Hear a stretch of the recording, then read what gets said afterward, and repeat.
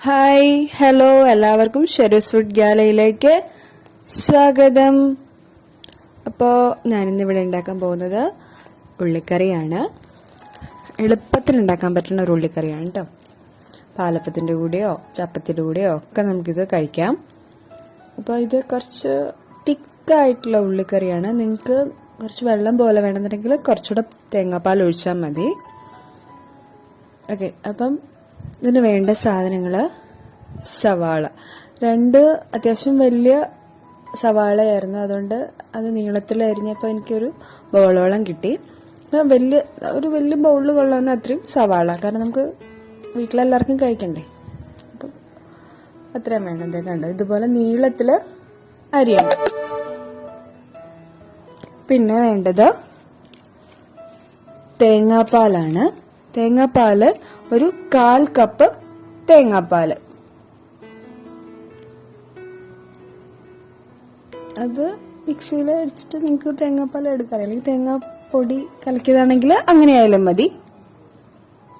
പിന്നെ കടുക് വറുക്കാൻ ഒരു ചുമന്ന മുളക്, ഒരു 1/4 ടീസ്പൂൺ കടുക്, പിന്നെ പച്ചമുളക് ഓപ്ഷണലാട്ടോ, ഞാൻ എടുത്തിട്ടില്ല. നിങ്ങൾക്ക് എരിവ് ഒരുപാട് വേണമെന്നുണ്ടെങ്കിൽ ഒരു പച്ചമുളക് കൂടെ ചേർക്കാം. പിന്നെ കുരുമുളക് പൊടി, മല്ലിപ്പൊടി, മുളക് പൊടി, ഇത് 3 1/4 ടീസ്പൂൺ വീതം. പിന്നെ ആവശ്യത്തിന് ഉപ്പ്, കറിവേപ്പില ഒരു 3-4 അത്രയും മതി. ഇപ്പോഴേ ഞാനൊരു പാൻ ചൂടാക്കാൻ വച്ചിട്ടുണ്ട്. അതിലേക്ക് നമുക്ക് ആദ്യം കടുക് വറുക്കാം.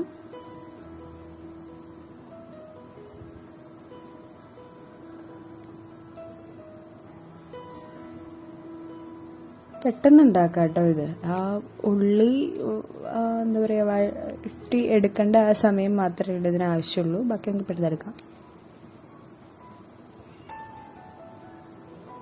കടുക്, മുളക് ഇടുക. കടുക് പൊട്ടി കഴിയുമ്പോൾ മുളക് ഇടുക.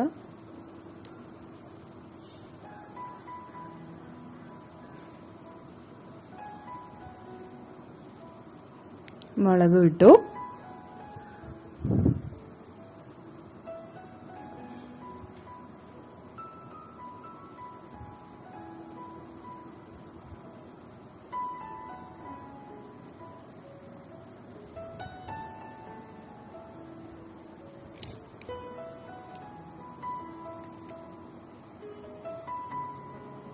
ഇനി ഇതിലേക്ക് നമുക്ക് സവാള അരിഞ്ഞതിടാം. എന്നിട്ട് ഇളക്കി കൊടുക്കുക.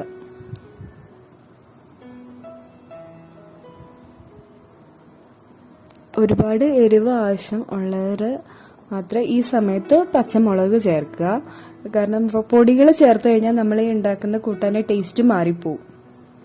മനസ്സിലായോ? നമുക്ക് കുറച്ച് ഉപ്പിട്ട് കൊടുക്കാം, അതൊന്ന് പെട്ടെന്ന് വഴണ്ട് കിട്ടാൻ വേണ്ടിയിട്ട്. അതാണ് ഞാൻ എടുത്ത് പറഞ്ഞ പച്ചമുളക് എരിവ് ആവശ്യമുള്ളവർ മാത്രം ചേർത്താൽ മതി, ഇല്ല എന്നുണ്ടെങ്കിൽ ചേർക്കണ്ട. ഈ മുളക് പൊടിയും കുരുമുളക് പൊടിയും കൂടിക്കഴിഞ്ഞാൽ അതിൻ്റെ ടേസ്റ്റ് മാറും. അപ്പം നന്നായിട്ട് ഇളക്കി കൊടുക്കുക.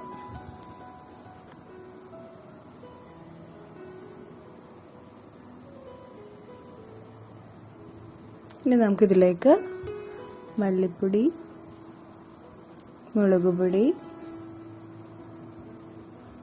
കുരുമുളക് പൊടി ഇതെല്ലാം ചേർക്കാം. അല്ലെങ്കിൽ അവസാനം ചേർത്താലും കുരുമുളക് പൊടി അവസാനം ചേർത്താലും മതി. ഞാനിപ്പോൾ ആദ്യമേ ചേർക്കാണ്. എന്നിട്ട് ഈ ഉള്ളിയിലിട്ട് നന്നായിട്ട് വഴറ്റിയെടുക്കുക.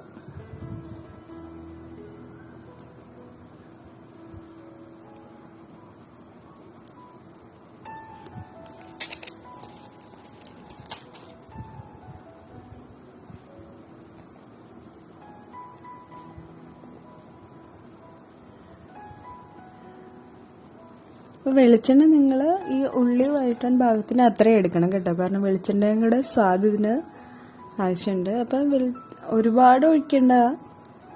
ഞാനിവിടെ ഒരു 2 ടേബിൾ സ്പൂൺ വെളിച്ചെണ്ണയാണ് എടുത്തിരുന്നത്.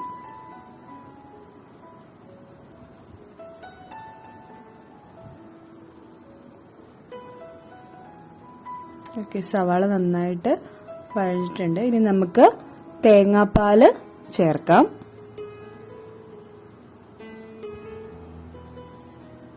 നന്നായിട്ട് ഇളക്കി കൊടുക്കുക.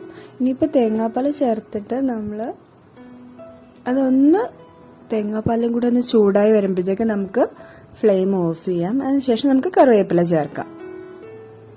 തേങ്ങാപ്പാൽ ഒഴിച്ചു കഴിഞ്ഞാൽ തിളപ്പിക്കാൻ പാടില്ല, അറിയാലോ നിങ്ങൾക്ക് എല്ലാവർക്കും. ഇതിൻ്റെ പാത്രത്തിലെ ചൂട് കൊണ്ട് തന്നെ പാല് വറ്റി കുറച്ച് കുറുകും. അതാണ് ഈ കൂട്ടാൻ്റെ പാകം എന്ന് പറയണേ. അപ്പം നിങ്ങൾക്ക് നല്ല വെള്ളം പോലെ വേണമെന്നുണ്ടെങ്കിൽ കുറച്ചുകൂടി തേങ്ങാപ്പാൽ ഒഴിച്ചു കൊടുക്കാം.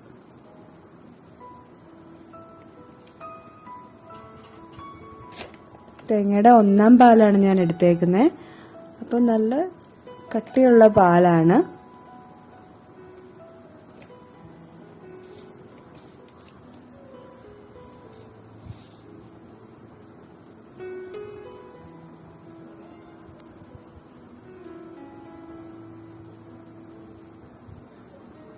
നമുക്ക് ഓഫ് ചെയ്തതിന് ശേഷം നമുക്ക് കറിവേപ്പില ചേർക്കാം.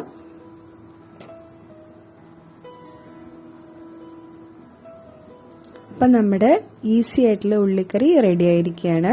നിങ്ങളെല്ലാവരും ട്രൈ ചെയ്യുക. നിങ്ങളെല്ലാവരും സേഫ് ആണെന്ന് വിശ്വസിക്കുന്നു. അപ്പോൾ നാളെ ഉച്ചയ്ക്ക് 1 മണിക്ക് നമുക്ക് വീണ്ടും കാണാം.